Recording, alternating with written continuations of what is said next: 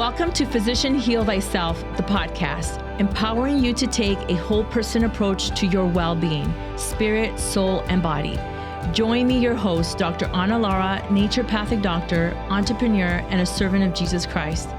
We are not just a body, we are spirit and soul. It's time to integrate medicine and spirituality into our healing. Let's get started.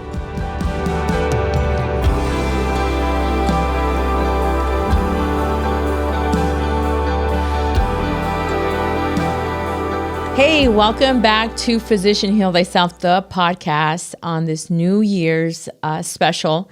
I'm your host, Dr. Ana Lara. Today, I want to talk to you about something because I know many of you are setting your New Year's resolution, whether starting a new diet, a new workout, losing weight, starting something. And we already know everyone gets super excited about it, maybe in the first couple weeks or the first month, and then it just falls off the face of the earth, right? Everything goes in the wrong direction. Today's episode is going to be focused on the topic, changing your mindset and breaking unhealthy behaviors. So how do we start to create change, right? We have to look at our thoughts. Our thoughts shape our feelings, our habits, and ultimately it's going to have an impact on our behaviors. But what shapes our thoughts? It's what you see, it's what you listen. So if you're in an environment that's negative, and a lot of unhealthy thoughts and behaviors, guess what? You're going to succumb to that as well over time. What are you listening to? What are you watching? These are going to shape your thoughts. So that's where we want to start first off, right? And I'm going to talk about some patterns and some steps. So you want to grab a notebook, you want to grab a pen, because this episode is going to be best absorbed by reflecting and writing. There's going to be some questions in there. So we're going to talk about how to shift that mindset, right? And identify what are the unhealthy behaviors, and then just taking those practical steps to replace them with a habit that serves you at your best and serves what your goal is. So the first part we want to do is we want to recognize what are these unhealthy behaviors that you have. And everyone's going to be a little bit different. But before you can change, you must see with clarity. You must clearly identify what is it, where is it that I'm going wrong? And let me tell you, none of us like to face that. Let's just be real. So you can ask yourself these questions if you want to write these down. What behaviors no longer serve me? And I can tell you there's a lot that I have. We all have them. Which habits make me feel drained, anxious, or stuck? This question is so critical, and it's something that I continuously ask myself when I start to feel drained. I start to ask, what is it? What are the habits? What am I doing that's draining me? Start observing in my life, right? Identify those. What are patterns I repeat even though I know they aren't healthy? Look, we all have a phone, and I don't care who you are. Most people, we use a lot of time on our phones. That's not healthy, that we could use our time. Same here. Even if it's educational material that I'm looking at, right? There's a limit. You have to limit yourself. Is this pattern, is this activity contributing to my goal, or is it taking away from it? So this is why we want to see what are those behaviors, right? It's kind of like, where is the hole in your bucket so you can patch it up so you're not losing energy and time. Some examples are going to be, and no judgment here, because we all fall into these at one point or another, emotionally eating or mindlessly snacking. We know that when we're stressed, we just want to munch on something. So if your goal is to change your diet, and we're going to talk about what to do that, you need to look at the behaviors. When am I eating, food? When am I emotionally eating? Is it under stress or busy times? And, what is there certain things in my environment that are making it easy for me to access those things? So for example, I had this wonderful patient who worked in a corporate environment. And anybody who's worked in a corporate environment, there's always the lady that brings cookies and cake, and there's always food, and there's always candy. There's always something that people can snack on. And it comes across as a friendly, like, oh, I just want to share with everyone. But then there's you that's going to that bowl of candy all day long. And so this lady kept going to the bowl of candy they had at the office, and she would just snack on it like it was popcorn, right? And so then we knew, okay, then we need to create some changes around that bowl. Like your relationship with the candy bowl needs to stop, right? So some other things, examples of what are, as it relates to these questions: excessive social media scrolling, avoiding exercise or self-care, negative self-talk, or sabotaging yourself, right? Self-sabotage. These are some things that can be interfering with behaviors, habits, patterns that are not serving you. So some reflections for you to do is write down 3 to 5 behaviors that you want to change. And next to those behaviors, write down, why do you want to change these behaviors? And be very detailed. So clarity about what you want to change is the first step towards creating a new mindset. Because if you don't see the pattern, if you don't see where you're failing, the behavior, the habits, you're not going to be able to create the right strategy to hold you accountable to making those changes. So the second phase is going to be understanding the mind-behavior connection. Here's the truth. Your habits follow your beliefs. Sit with that for a moment. Your habits follow your beliefs. If you believe, I will never be consistent with exercise, your behavior is most likely to follow that expectation. If you believe, I deserve to treat myself well and make progress daily, then your habits are going to align with that statement, with that belief over time. And yeah, I know sometimes when you haven't worked out in years, and you're telling yourself, okay, I deserve to treat myself, well and make progress daily. It might seem hard to believe that at first. So you have to repeatedly tell yourself, I do deserve to feel well. And we're going to go into some other reasons of defining your whys, because you need to know why you want to create that change, right? Why you want to aim for that goal. And that's going to be the driving force behind you daily to do these things. So your habits are going to align, like I said, with that belief over time. The first step to change the behavior is changing the underlying mindset. So another reflection prompt for you is to ask yourself, what beliefs do I currently hold that may be keeping me stuck? I'm going to give you one, ladies. A lot of moms feel guilty for working out and leaving their kids somewhere. That is true even for men. They might be busy with work or their business, and they feel like, oh, I don't have time to step away from this, right? But if we go back to the belief system of, I deserve to feel well, I deserve to have energy, I deserve to live a long and healthy and happy life, then it takes away this thinking that you're being selfish, right? So what are the beliefs that I currently hold that may be keeping me stuck? Reflect on that question. The third part is to reframe and shift your mindset. So changing the mindset is not just thinking positively, it's actively reshaping your mental framework, right? So the steps to doing that, I'm going to share 3 steps. First is to notice negative thoughts without judgment. So catch any thoughts that sound like, I can't do this, or I will always fail, or every time I do this, I fail. Like, listen for those thoughts of judgment and then acknowledge them, but don't let them dictate your behavior. Step 2 in reshaping your mental framework is reframe limiting beliefs into empowering statements. So we're going to reframe that limited belief, and we're going to give it a new name. We're going to reframe it into something that's actually more empowering. So an example would be, I always fail. Instead of saying that, you can say, I am learning and improving with every step. And that is true. You can fail at something, but you keep going and you tell yourself, I am learning, I'm improving this, and next time I'm going to do it better. That is a whole different way of approaching when you do fail, right? Another example would be, I can't stick to habits. I've heard people say that I can never stick to a habit. I start it and then I stop. So instead of doing that, tell yourself, you got to say it out loud, not just write it down and look at it, but you have to tell yourself out loud, I can start small and then grow consistently over time.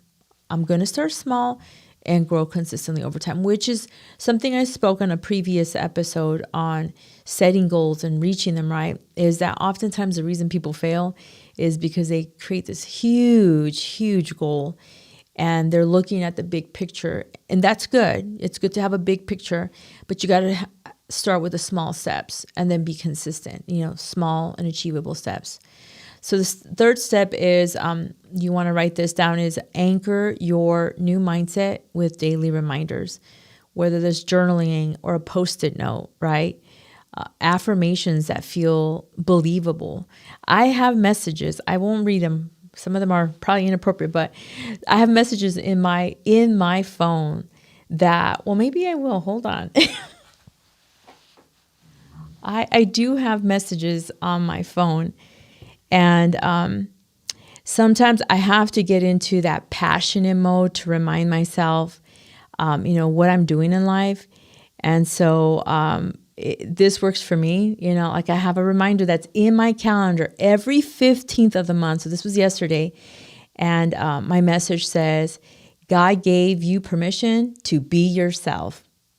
And that's my monthly reminder. Be yourself. I don't have to pretend to be someone I'm not. And they're all scattered. I don't have one for every day, but I just have them scattered. Every 21st of the month, I have on here, God's promise is amen and yeah. And so just little things like that. And you can set them on your phone too. I mean, you're on your phone all the time. I have one on here that says, don't you effing quit. And at the end of every month, it says, don't you effing quit. And that's for me. It might not be appropriate for you, but for me, that works out because that reminds me, keep going. And so you can use these little Post-it on your calendar, these affirmations to remind yourself to check in, right? Where am I at in my progress? Whatever works for you guys. That's just me. So another reflection, a prompt in when it comes to reshaping your mental framework that you can do. So write this down and then just take some time to really sit with it. You got to carve time out for you to have these conversations with yourself to reflect. So I want you to write 3 reframe beliefs that support your healthier behaviors that you want. So what are those 3 beliefs that you have that you're going to reframe it and we're going to put a positive spin to that? I'm curious what you guys come up with. Part 4 is breaking those unhealthy behaviors. Now, this is where it gets we're getting into the tough work, right? So mindset isn't just enough. That's just where you're planting the idea. What you really need is the practical strategies that are going to change that behavior. And this is where we need to put some action behind that. So we're going to have 3 main points on breaking those unhealthy behaviors. And I'll provide an outline of these in the show notes as well for you to follow with this. But the first one is identify those triggers. What are the situations? What are the emotions? What are the environments that lead you to the unhealthy behavior? So example, if it's scrolling social media when you're stressed, or snacking when you're bored, or drinking excessively when you're stressed because of work, we want to identify what's the situation, what are the emotions, what's the environment that's going to lead me to this unhealthy behavior. Once we identify those triggers, we're going to do something about it. We're going to replace these behaviors, not just remove them, but we're going to swap them out with something that's more mindful, right? So we're going to swap that mindless snacking with maybe drinking some water, maybe a walk. Maybe you're feeling a little restless.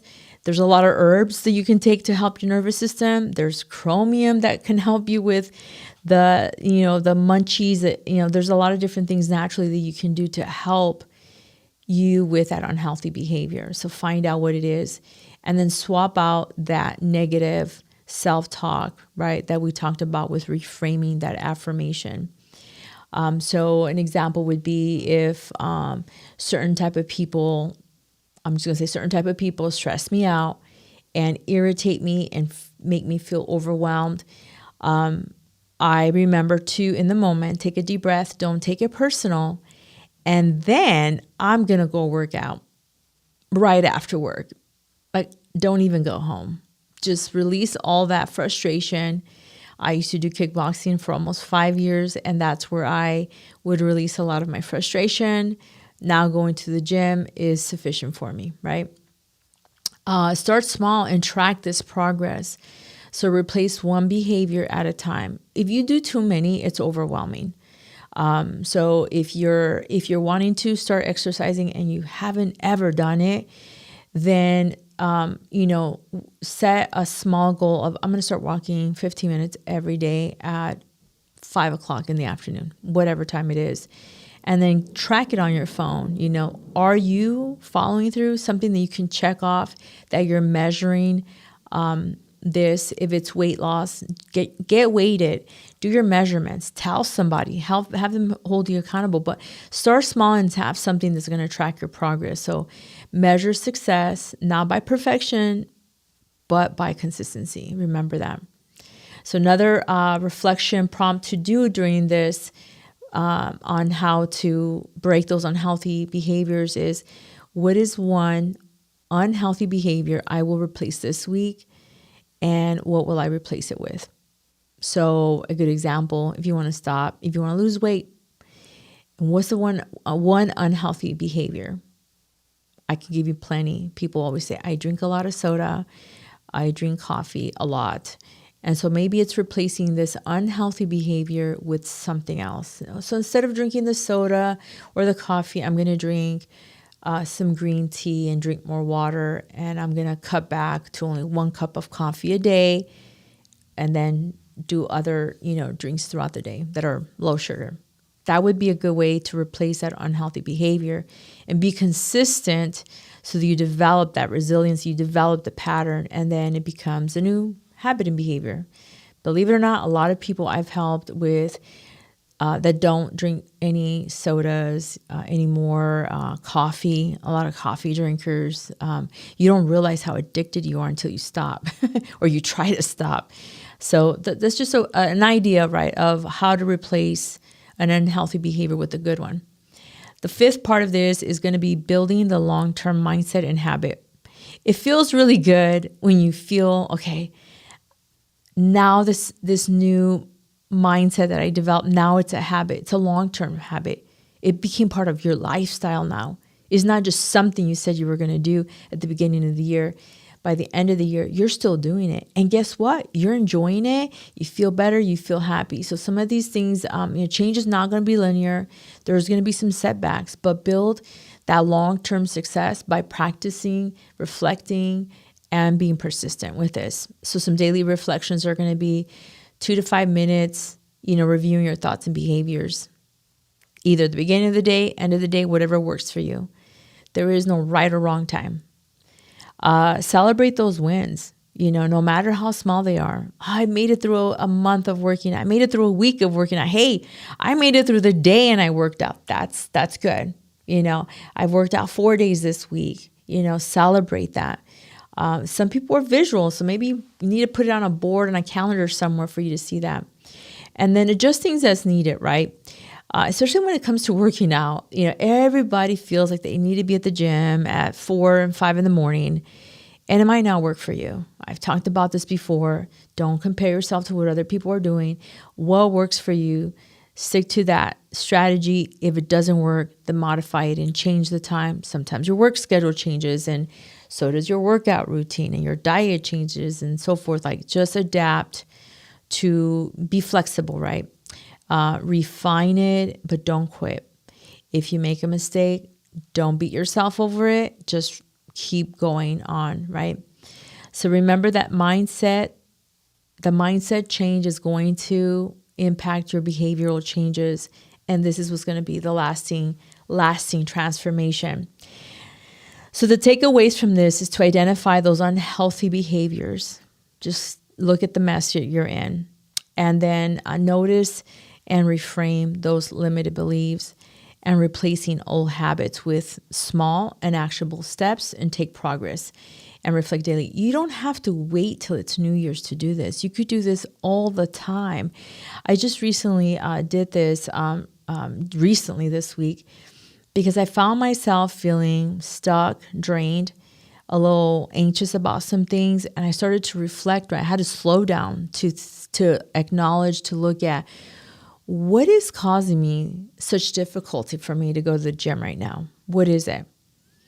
And because I've been very consistent for the last 5 years, and the past month has been very difficult.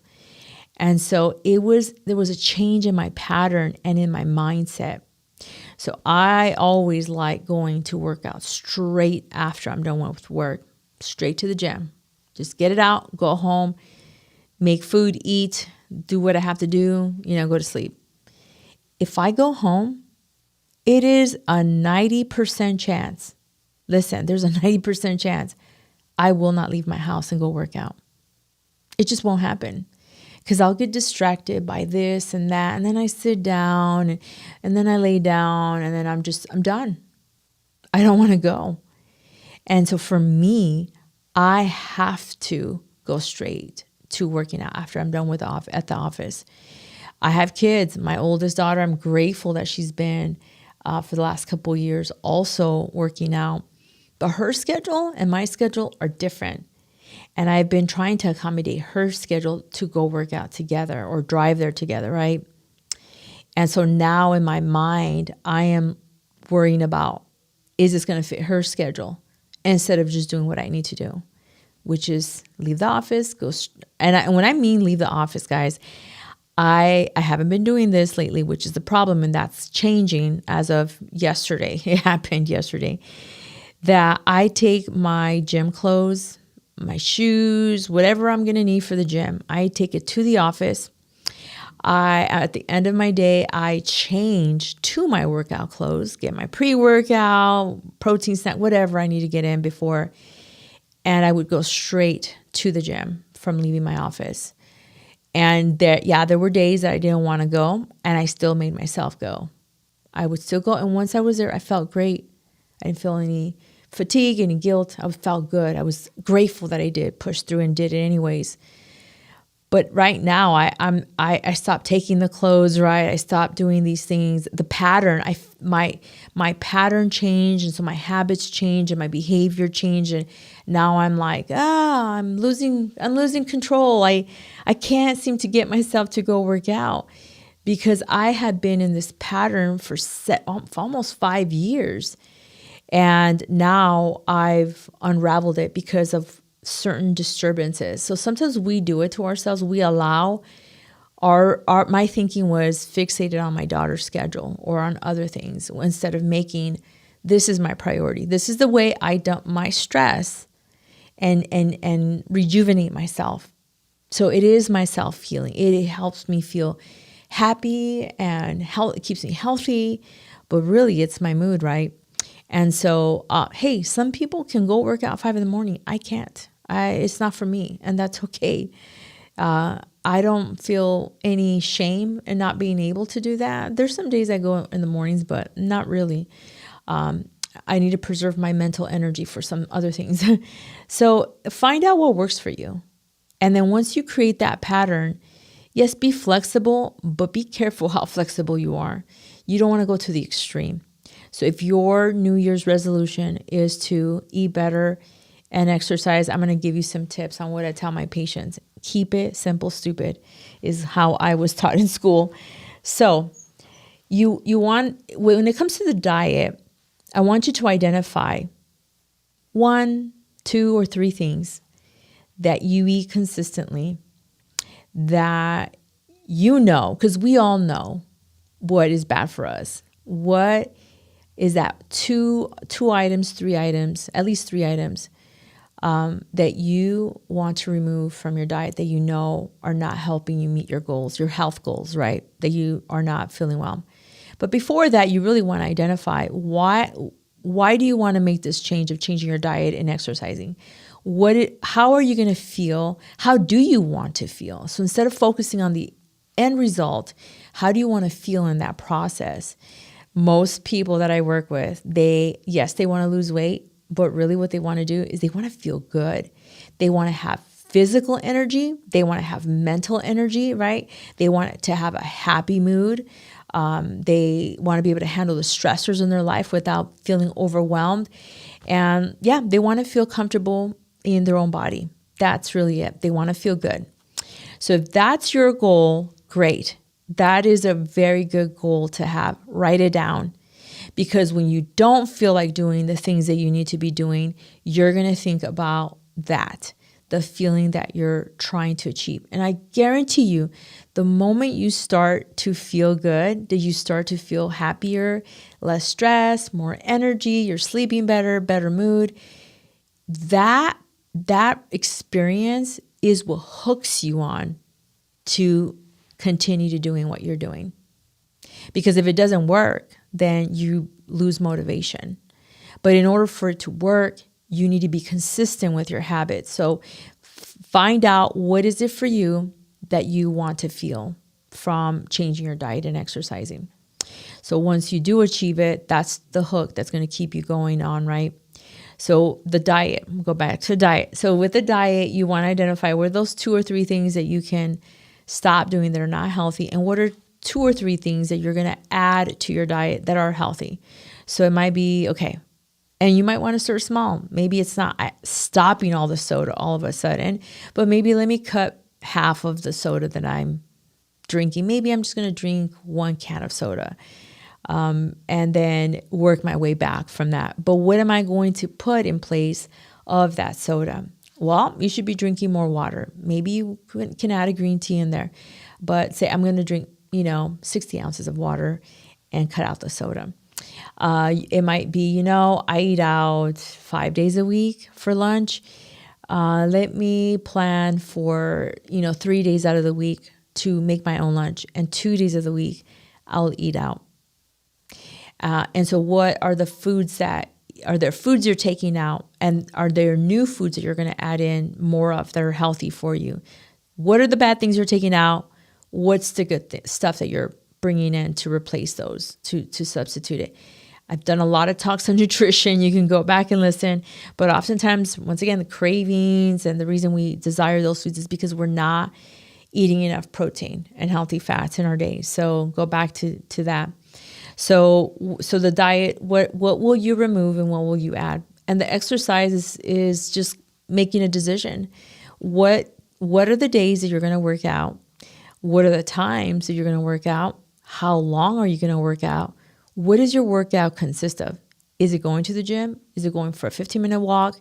Is it going for a hike? Is it doing something at home? Whatever it is, start somewhere. And don't worry, ladies, don't worry about, do I have the cute workout outfit? Does it match? Do I have a matching water bottle? None of that matters. Just do it. Just go with where you're at.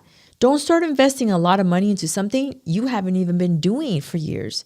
So if you start doing the things and then you're consistent, maybe at the 3-month mark, you've been consistent with your diet, you've been consistent with working out, and now you want to treat yourself to a workout outfit or good shoes to work out, whatever it is. Like, let those things be your rewards, but you don't need those things to get started. You can do all of that for free. And so that's just an idea of how you want to track this progress. Weigh yourself, get measurements, write them down.